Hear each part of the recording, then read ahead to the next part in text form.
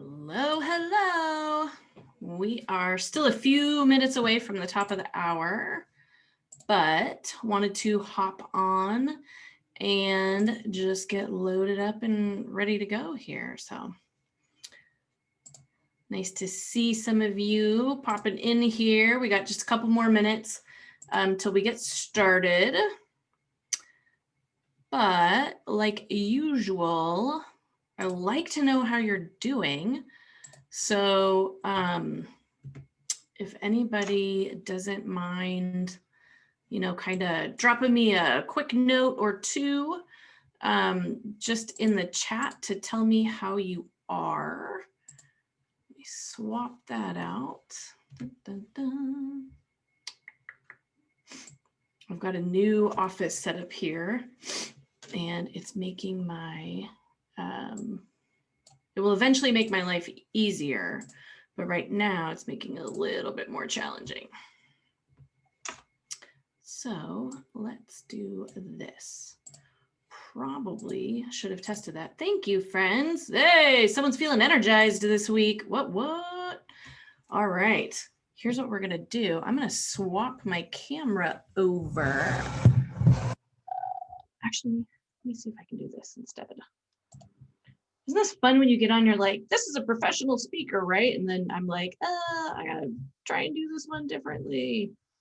I swapped my entire setup here. I moved into a different office space. And so now I'm like a little backwards on how I normally would be presenting this. So this is exciting and fun. It's a good test of my resilience here. That's not gonna work.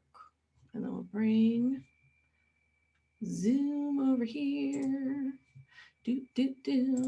All right. This will be fun. So yeah, just normal setup as we get time. As we kind of load on here, I would love for you to, there we go. All right. You should be able to see my screen here. And I'm gonna zip back over here and pop that one back up. And we will go this way. Okay. All right. So I'm a little backwards on my, where my screen normally pops up. So just bear with me. But feel free, like normal, drop any questions you have into either the chat or Q&A. Feel free to drop them in there. I like to see them through the Q&A if possible. That's a little easier to keep track of, but not mandatory, not mandatory. It is noon right on the dot. So I'm going to go ahead and get started and we'll just, we'll click through this because today we're talking about one of my absolute favorite topics, which is beyond networking, really building your personal success support squad. So really jumping into more than just making some connections that may or may not be helpful. How do I actually make connections that are really going to be meaningful in my advancement? And what I mean when I say your personal success support squad. So I love this picture. This is from when Alicia Keys hosted the Grammys. And if you listen to her book, I listened to it while I was driving around, or if you read her book, More Myself, Alicia Keys talks about this moment of when she made a couple of phone calls to very specific people. In this case, you can see 4 of them on the screen. And she specifically said, I want you to help me because I want this to be something big and I know I can't do it alone. And so she really called on her own support squad, which if you look at who's on the stage with her there, that's a pretty good group of women. Like I wouldn't mind having them in my corner as well.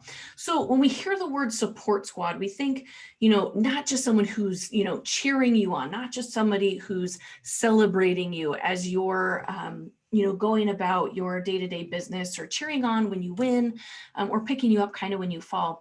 I want you to take that one step further and really think beyond just a support squad.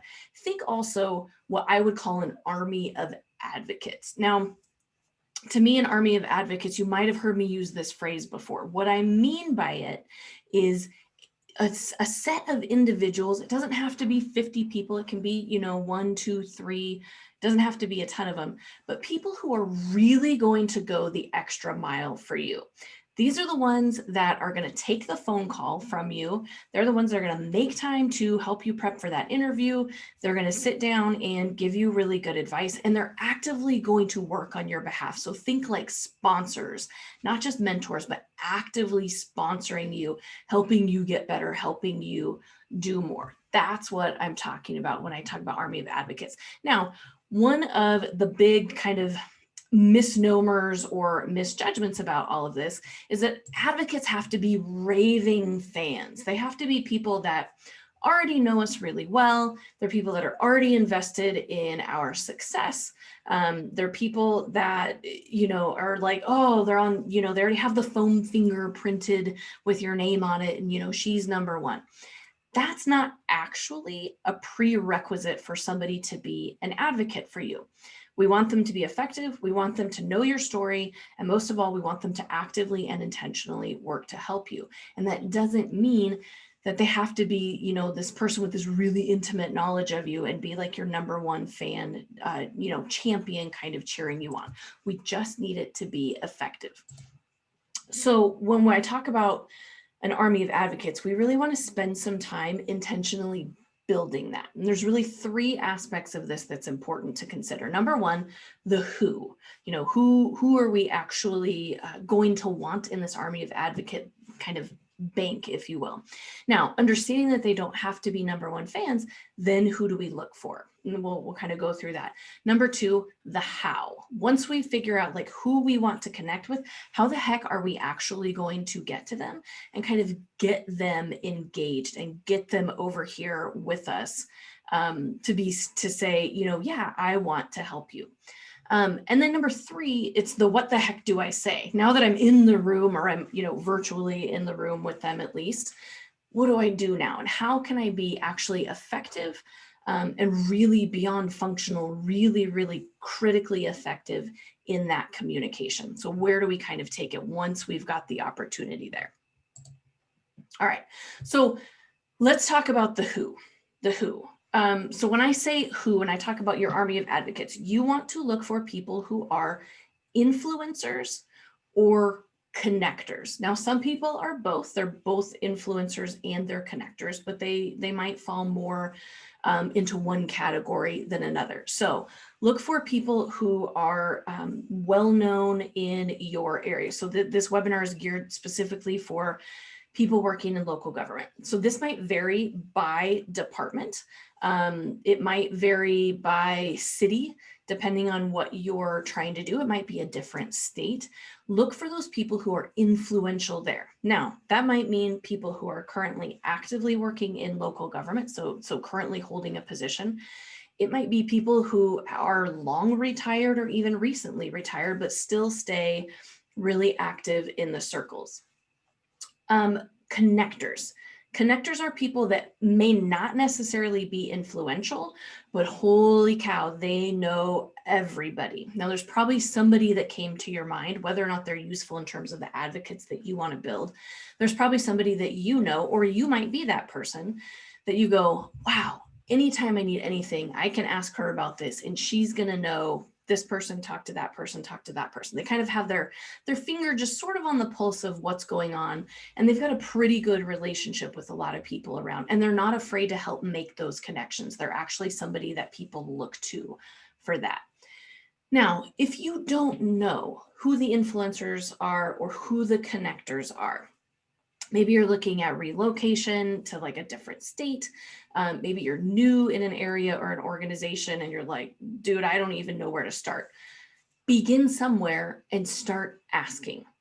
Hey, who do you know who is, really well respected in here? I'd like to get to know them. Who do you know? Like when you have a question, who do you recommend that I ask? And so you'll start to find, like, little by little, you'll get these little clues that'll point you into the direction of, oh, that's an influencer. That's a connector. Those are people that I want to ask for help when it comes to who I'm trying to contact. Now, the thing I want you to remember about this, when we talk about connecting with advocates of any kind, we talk about, whatever the reason you're connecting with them. Keep in mind, highest value, most strategic. Highest value, most strategic. Because you only have so many hours in the day. I only have so many hours in the day. So you want to really make sure that you're investing your time and you're getting in touch with the people who are going to be providing the most value to you in return and who have the most strategic connections. So for instance, I was coaching somebody the other week. She was enrolled in one of my career coaching programs, so very focused on her career progression. And in our conversation, she said, I think I might want to go meet with this person. And the person that she was talking about was a retired local government executive from the area, and she kind of had a connection with this person through a former conference, something like that. And I said, well, what's their value in terms of, not like as a human being, yes, we're all valuable, but what's their value to you specifically as it relates to what you are trying to attain within your career? What's their value to you as far as like, how is that actually going to help you progress somewhere? And the response was, well, they're really experienced. I said, great. Do you have a lot of questions about the type of work that you're doing, where you want to head? She's like, no, I've kind of got that narrowed down. I said, okay. Do you have a lot of learning to do about what you might or might not want to do for your next step? Like, do you not understand what that role looks like? They could help fill in some of that knowledge gaps. And she's like, no. And I said, okay, well, let's move to like influential and connector. Are they someone who actively promotes other people? Like they kind of have that reputation as like, oh, they're sort of the person in local government that I would look to in this area to help me kind of get from here to there. She's like, no, not really. And I said, well, are they like a really influential voice in the area? And we kind of hit not really on all of those categories. And what we figured out was that person wasn't really going to be her best starting point. And instead we identified two additional other individuals who kind of hit that influencer and connector pipeline sort of criteria. And she actually was able to connect with them, which they are going to be higher value, more strategic in terms of a connection. So don't just go to who's easy, and don't just go to, like who or even just to your raving fans. Really be strategic about, if I want to get to here, who are the people that might know the other people to connect me to over here? And that's really where we get into a little bit more of the how. How do you actually start making some of these connections? Which brings me to my first math equation of the day, which is lunch plus Kevin Bacon equals the how. Lunch plus Kevin Bacon equals the how. So let me elaborate on this a little bit, because you're probably like, Nicole moved offices and she's totally lost her mind. She can't get her computer set up straight. And she, what is this? So let's tackle lunch first, and then we'll get to Kevin Bacon. Lunch. If you have an hour-long lunch assigned to you, available to you, not that you actually take it, because that's a whole different conversation we're going to dip into a little bit. But let's say you have, I work a 9-hour day with an hour-long lunch. Some of you probably have a 30-minute lunch instead, so we can adjust the math that I'm going to do here for you accordingly. But let's say you have an hour-long lunch. If you took that lunch period 2 times a week for 47 weeks a year. So I'm not talking change your plans every day. I'm not talking even change your plans every single week of the year. If you used your lunch period 2 times a day, 47 weeks of the year, so accepting busy season, budget season, vacation, holidays, whatever, you would have 94 hours of dedicated time to put towards whatever you wanted to put it towards. 94 hours. So think about if you leveraged 94 hours of time intentionally connecting with people to help you. So intentionally building that support squad, intentionally building that army of advocates, how much progress could you make? How much deeper would those relationships get? How many more active and helpful connections would you actually build by leveraging that amount of time? That's why The lunch hour, the lunchtime is such an underutilized tool in our career progression because we let it get eaten up, pun totally intended, by meetings. We fritter it away on social media.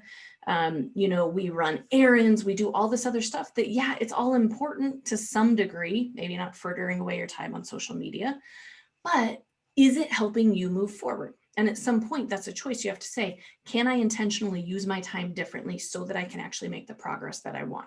And lunch happens to be one of the best areas that you can start with to help get you there. Okay, switching gears to Mr. Bacon, Kevin Bacon.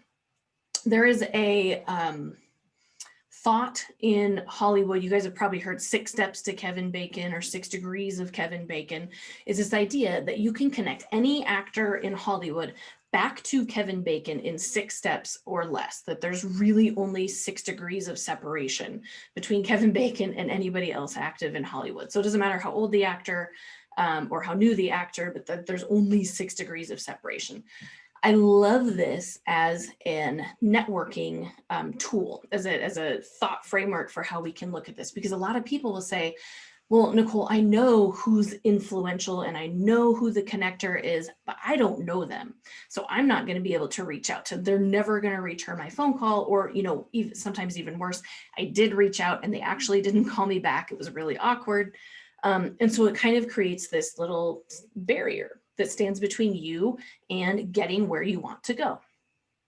If you apply the 6 steps to Kevin Bacon philosophy to networking, building your army of advocates, it can work for you too. So it's not about, do I already know the person that's in the 6th spot? If I'm trying to get to Kevin Bacon, I don't know Kevin Bacon personally. However, do I know anybody who knows someone who knows someone who knows someone who does know Kevin Bacon? I want to reach out to that influential connector person, but I don't have a direct connect in. How do I actually get to them? How do I make that happen? Well, I can start by calling someone who knows me, maybe a raving fan, might just be a mentor, or might be a sponsor or an existing advocate. And I tell them, hey, I want to get to Kevin Bacon, or insert whatever, advocate of your choice in there. I want to be able to connect with them. Do you know anybody that might know someone who knows that person? And I'll tell you, I have done this hundreds of times for myself, for other people, and I have never, ever, ever had it fail. Sometimes it's a 3-step or 4-step process to get over there, but I've never had somebody say, absolutely no way to help you there. There'll always at least be, I don't, but this person might. Let me connect you to them. And the reason this is important is because if you can get a warm intro into your meeting with your potential advocate, that's an amazing way to start off your conversation. Cold calling works, absolutely. I've done cold calling, I've done my fair share. It's been effective. But that warm introduction, if you can get somebody that says, hey, Kevin Bacon, my friend Nicole Lance really wants to connect with you, and I think it would be worth getting a 30-minute slot of time on your calendar. That's amazing. I'm much more likely to actually get in the door with Kevin Bacon. So use your lunchtime for good, not for evil. And then remember that kind of 6-step philosophy as you're looking to try and find people to connect with. And how do I actually get to that person? Can they help me actually get there? Now, once you get over to somebody and you're finally getting that meeting, it's like, well, what the heck do I say? What the heck do I say now? Like, holy cow, I'm finally going to get on the phone, or I'm going to get that warm introduction. Where do I even start with this? So first rule, be respectful of time, because what you're going to end up doing is you're going to set the stage for an effective conversation. And the point of the conversation is to be able to share your story so that you can get them to help you. That's the point of where you're headed. So number 1, being respectful of time, ask for a 30-minute time slot. Just ask for 30 minutes. It might go over, it might not, but generally that's a lot easier to say yes to than, holy cow, I'm going to book an entire hour with this person that I actually don't even know. So ask only for 30 minutes. And then we're going to use that time to really share your story well. We want you to share your story well. So number 1, I want you to prep. what you are going to say ahead of time. Do not go into a conversation with a potential advocate cold. I have people that do this to me frequently. While I have patience for it, I also kind of want to go, you know what? If you're being respectful of my time, you asked for this 30-minute time slot, be respectful of your own time too. Like, have this kind of ready to go. So think through, how can I be succinct but thorough? How can I share sort of the important highlights of my story, but still make sure that I'm giving them enough information? Because ultimately you want to create an environment where your advocate, your potential advocate, can be successful saying yes to you. So a space where they can say, yes, I would like to help you. So they need to have enough information about you in order to be able to do it. But that means y'all got to dial that story down to like the 5 to 6 minute range, if possible. If you're going past 5 minutes, that's a long time for somebody to try and digest everything that you're saying all at once. So kind of hit the high points, summarize it up a little bit, and then trust that they'll ask more, or they can dig in, or you can share more as it relates as the conversation evolves. Number 3, make your ask clear. As someone who is an advocate for a lot of people, it can be frustrating when people aren't clear on what they actually need me to do. If I get to the end of the conversation with you and I'm like, so what do you need? Then that's not really being effective sharing your story. I need you to be able to make your ask clear. If you are uncomfortable with this part, a lot of people are like, oh, that's not my favorite thing, asking for help, or, like, oh, this part's a little uncomfortable. Practice it with someone that you trust, because you want to be able to very clearly deliver this and say it in a confident way. The best part, and again, while these tips are good for people regardless of industry, specific in the local government industry, this is a community and a profession of helpers. And so we're kind of, most local government people are hardwired to help other people. So they just want to know clearly, like, what do you need from me, and where can I help you? And that's kind of that 4th bullet point of being able to be direct. So you can have a clear ask, but if you have you walk around it for 4 minutes before you actually ask it, it can sort of muddy the waters for your listeners. So don't be afraid to be direct and really speak the truth about what you need. What's the thing that you actually need help with? If you have existing connections to who you're trying to get connected with, or if you have a specific need, or maybe a concern. Some of us have difficult stories that need to be shared, like, hey, there was this weird situation that you should probably know about, or I'm in transition because of a specific issue that, may or may not be germane to a future hiring decision. Be direct about some of those things. And my advice, especially when you bump into hard stories like that, is don't be afraid of them. Face them head on, be succinct, but thorough as you need to be, but be succinct, and then move on to the next part. Because if you don't make it a stopping point for you, it's likely not going to be a stopping point for somebody else. I've done a lot of career counseling. Even people who have served time in prison are coming back out, trying to reintegrate into the job force. There's a way to tell those stories succinctly, but still get across what you need and not have it be like a total pass-fail barrier for you. And then lastly on this, and then I'm gonna, I'd love to hear some of your questions, or if you have a specific situation where you're struggling, is close intentionally. There's this golden kind of opportunity that arises at the end of one of these meetings, whether you're talking to an existing advocate, or you're kind of working through your 6 steps of Kevin Bacon, and you're trying to connect to the people that you need to get to. At the end of every conversation like that, there's this beautiful golden opportunity that presents itself for you to say, thank you so much for your time. Who else would you recommend that I speak with? Who else would you recommend that I speak with? And what happens then is you aren't just leveraging your network, but man, you just leveraged their entire network, and you put them in the position of being an expert. So they're now able to tell you, you know what, you should talk to so-and-so, they're really great. And then the follow-up to that is, would you mind providing a warm introduction, or would you mind connecting us over email? And that way, it's a little bit more of a comfortable space for you to operate in. A lot of my fellow extroverts don't have problems with this, but I was chatting with somebody last week who happens to be an introvert, and he was like, man, this cold calling stuff just gets old. I'm exhausted by the end of the day. So see if you can get them to help you connect to that other person, but don't miss that opportunity because they're already in a helping space. They've already made time for you. They're already listening to your story. So then amplify not just your network, but then leverage theirs by asking that. Who else would you recommend I speak with? And then would you help me connect with them? Is there a way that you would help me connect with them? Okay, so let's pop over to Q&A, and I've got a couple. It's up on my other screen in case you're wondering. I'm not like shopping on Amazon over here to my other screen. Okay, is there a difference in having engagements naturally or organic instead of sought out? Is one better than the other? So like you happen to be at a conference or a meeting and you sort of run into this person, or you get trapped in an elevator with them for 2 hours, whatever it is. Is there a difference? Yes. And so one of the things I'd like you to pay attention to in that situation, when it's kind of an off the cuff, but you're like, oh man, this thing just presented itself, is that they may not be in that mode, versus when it's a scheduled time on their calendar, they know they're going to be coaching. They know they're going to be connecting. They're kind of in, potential advocate mode. So they're a little bit more prepped. So just read the cues a little more carefully to make sure that's how they want to spend their time. I see this mistake, back in the olden days when we actually physically got together for conferences.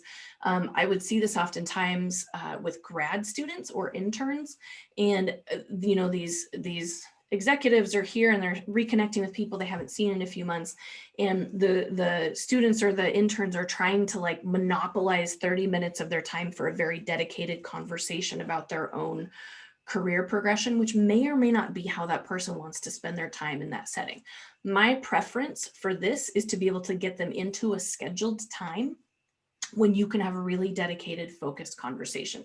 And so for that instance, if it was sort of an off the cuff or organic, have like a little bit of the conversation. And then if you kind of get the sense that they've got other things they want to do, or even if you want to make some other connections so you have more people to follow up with, just say, I'd really love to dive into this deeper, but I want to be respectful of your time here. Could I get your contact information and can we schedule a 30-minute one-on-one? And then that kind of puts them back in the driver's seat of how they can sort of spend the time. The other thing it's going to do is if there's other people you want to have those interactions with, then you can gather and get a little bit more contact info around. So I don't think one is necessarily better than the other, but the focused one-on-one time when you really have their attention is when they're more likely to be able to come up with the best ways to help you. Okay, question 2. Oh, good question. Kind of the other side of the coin here. What can I do to be a better advocate and show that I am open to being an advocate for others?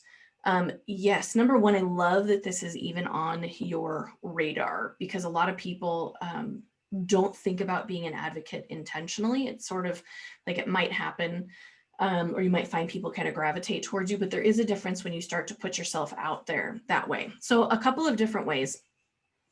First, to the first part of the question, actually, I'm gonna take the second part first. How do I show that I'm open to being an advocate for other people? Number one, there's formal programs. So ICMA Coach Connect is one. Your state associations might have formal mentoring programs. If you have any type of like next gen leadership programming, anything like that, volunteer to be a coach if they do like speed coaching sessions. Even within your organization, if you want to let HR know, like, hey, I'm happy to talk if employees have questions about, my area or moving up through the ranks, depending on what your position is, then you can kind of put it out there a little bit. The second way is just to start doing it. And your golden opportunity, if you're interested in doing more of that, is at the end of it, say, if you ever hear of anybody else in the same situation, please send them my way. I'm happy to talk to them. I'm totally happy to talk to them. And another kind of way into that is if your local universities or colleges have any ICMA student chapters, or anybody within like a public administration or a master's of public administration program, you can reach out to some of the teachers and faculty that are teaching different areas within those programs and kind of offer it up. So that's kind of a one way. The first part of the question, what can I do to be a better advocate? Is one of the things I find most beneficial when I work with people is I help them figure out what they actually want to do or what they actually need. So sometimes they'll come to me and, I want to be a city manager, or I have no idea what I want to do. And so kind of asking them, what's most helpful for you in this conversation? And what you do is you really put them at ease, and you give them a platform to share, like, oh, thank you for asking, because this is the thing that I actually need. Secondly, be genuinely curious about them, really get to know them and let them get to know you. Share some of those stories of yours that were like bumps in the road. I've got more than a few of those that I would be happy to share with other people that were not my best moments, but ended up being really instructive for my career and can help other people see that a little bit differently. And then finally, be present. If you have anybody that has like this issue when they're meeting with you, which is I'm making eye contact, but I'm actually watching my screen to see if my screensaver is going to pop on. So I'm going to wiggle my mouse every 30 seconds or so. That's not being present with somebody else. Teach them by example what it means to be present with somebody else. Put all the stuff away, take your phone, take it off of the desk, put it down, move into a space that's physically more comfortable, get one-on-one. And what you're going to do is you're going to put them at ease. You're going to allow yourself a space for better listening. And then you're really going to show them this is what it looks like when someone's being an advocate for you. This is what you want to look for in potential advocates. And someday this is how you want to treat the people that want you as an advocate for them. So okay, that's all the questions I have in the Q&A. I don't see any dropped in over chat, so I think we got to all of them.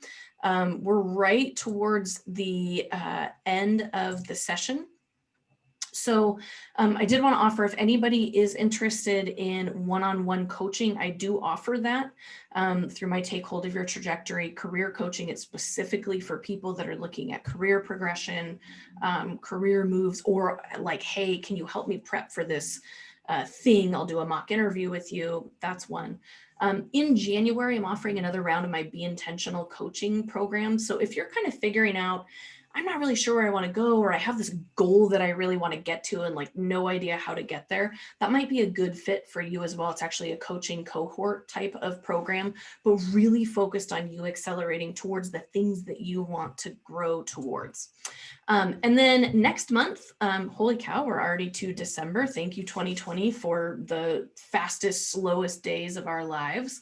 On December 10th, we're going to be wrapping up this kind of 3-part series. So again, as always, I want to say thank you to the League of Women in Government. They are an outstanding organization, incredible amount of resources. I'm so happy to partner with them. They're just phenomenal. So if you haven't checked them out, please do so. And then please join us in December. So without any other Q&A, it is 12:30 on the dot. I will release you back to your day. Please make sure you take your lunch hour. If you didn't already just spend the whole entire thing with me, make sure you take it tomorrow or later in the week. And as always, if I can be supportive, please don't hesitate to let me know. Thank you so much.